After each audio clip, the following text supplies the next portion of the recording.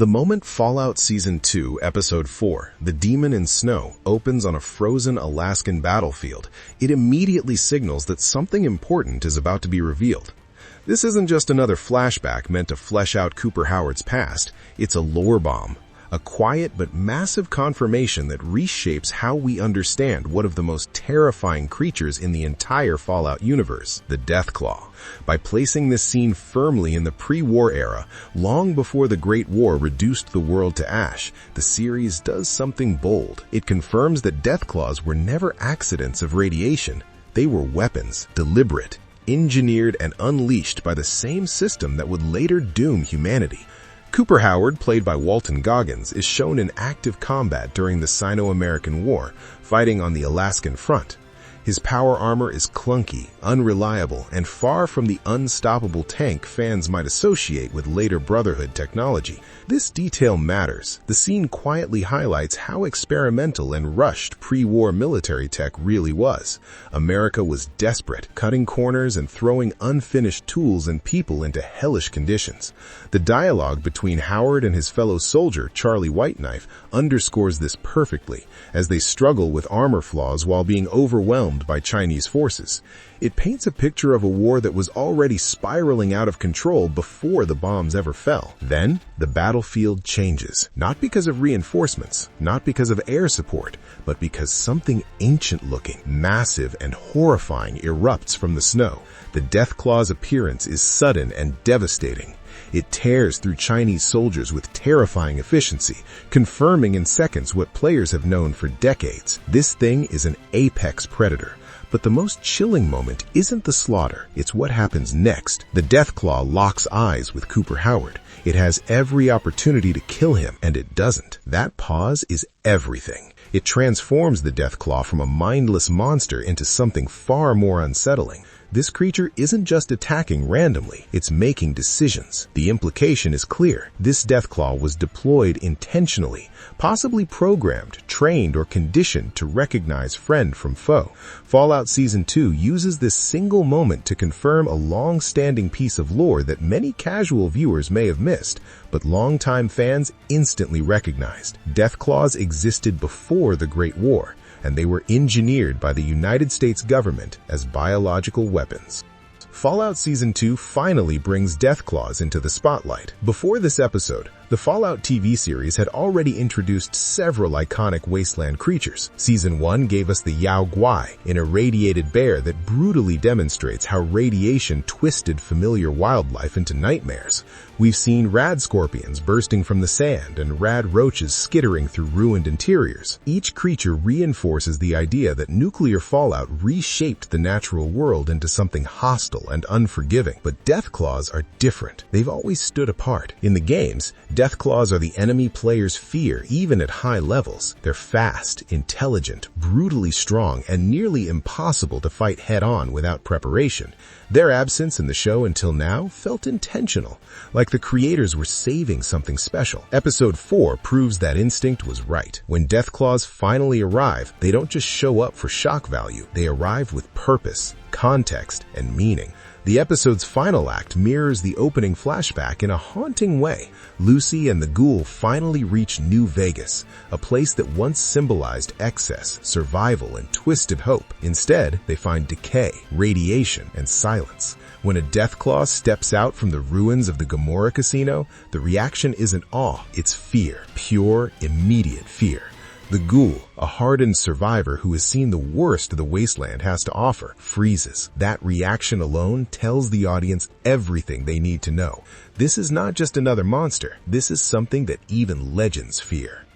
What the Alaska flashback reveals about Deathclaws. For years, Fallout players assumed Deathclaws were just another byproduct of nuclear devastation. Bigger lizards, twisted by radiation, roaming the wasteland like living symbols of the Great War's consequences.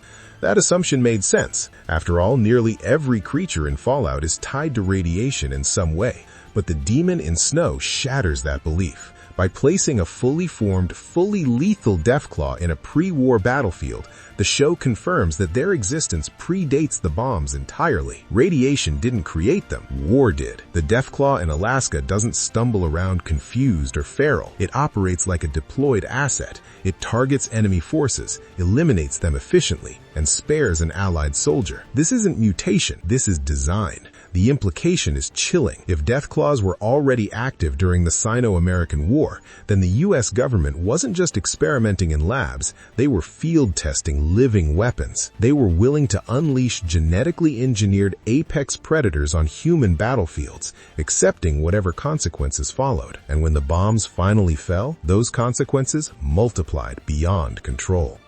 The canon origins of Deathclaws explained. Fallout's deeper lore has always hinted at this truth, but the TV series makes it undeniable. Deathclaws were created through US government experiments aimed at replacing human soldiers in extreme combat environments.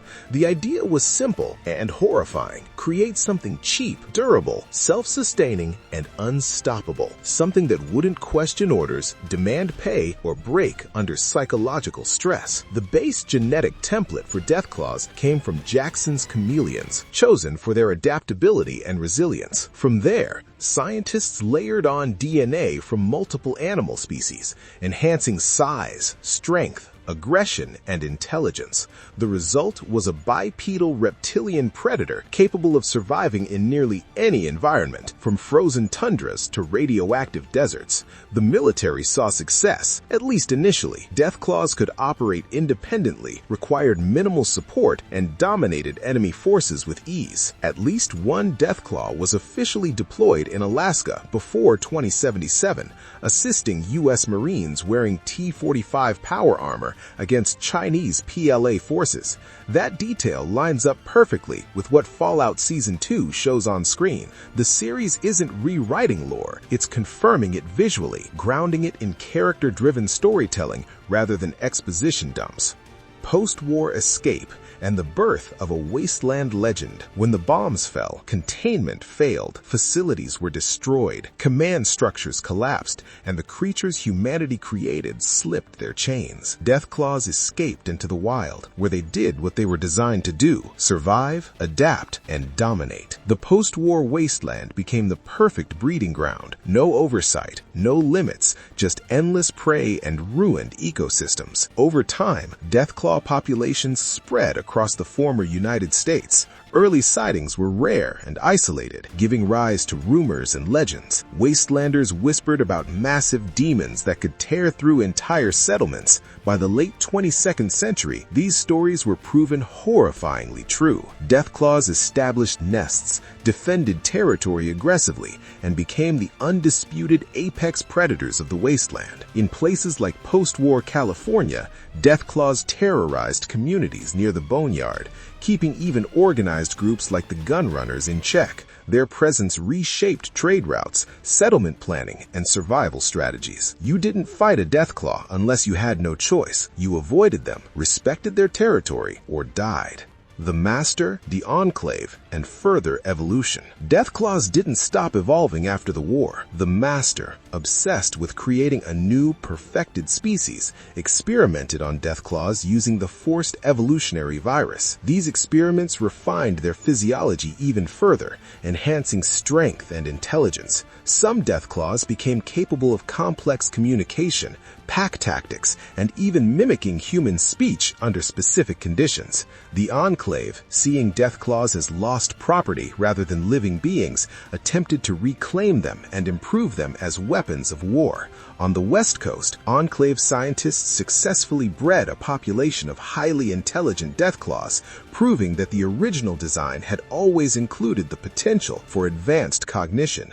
This only reinforces what the Alaska flashback implies. Deathclaws were never meant to be dumb brutes. They were meant to think, adapt, and obey.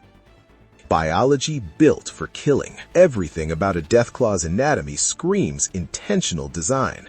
Their bipedal structure raises their field of vision and frees their upper limbs for combat. Their musculature grants them immense strength and speed, and while they typically walk upright, they can drop to all fours when charging, combining power with terrifying acceleration. Their hands feature opposable thumbs and 5 clawed fingers, allowing for precise, devastating attacks. A single swipe can kill an unarmored human instantly. Their hide is incredibly tough, capable of resisting most conventional weapons. Horns and dorsal spikes add both defense and intimidation, making close combat almost suicidal. Even so, they aren't invincible. Loud noises, bright lights, and heavy firepower can deter or kill them, but the margin for error is slim. This balance makes Deathclaws one of Fallout's most perfectly designed threats, deadly but not supernatural. America's responsibility and Fallout's core theme. The Demon in the Snow doesn't just introduce Deathclaws, it reinforces Fallout's central message. The wasteland wasn't caused by a single bomb or a single enemy. It was the result of systemic greed, paranoia, and unchecked militarization. By confirming that Deathclaws were engineered weapons deployed before the war, the series places responsibility squarely on pre-war America's shoulders. From power armor rushed into production, to biological weapons unleashed on battlefields, to nuclear annihilation seen as an acceptable outcome, Fallout continues to argue that humanity destroyed itself long before the first mushroom cloud. The Deathclaw isn't just a monster, it's a symbol, a living reminder that some of the worst horrors of the wasteland were created intentionally in the name of victory. By weaving this revelation into Cooper Howard's personal history, Fallout Season 2 makes the lore feel intimate and tragic rather than abstract. The same man who once survived thanks to a Deathclaw now lives in a world terrorized by them. That irony is pure Fallout, dark, biting, and painfully human. And now that Deathclaws have officially entered the TV series, one thing is clear: the wasteland just got a lot more dangerous.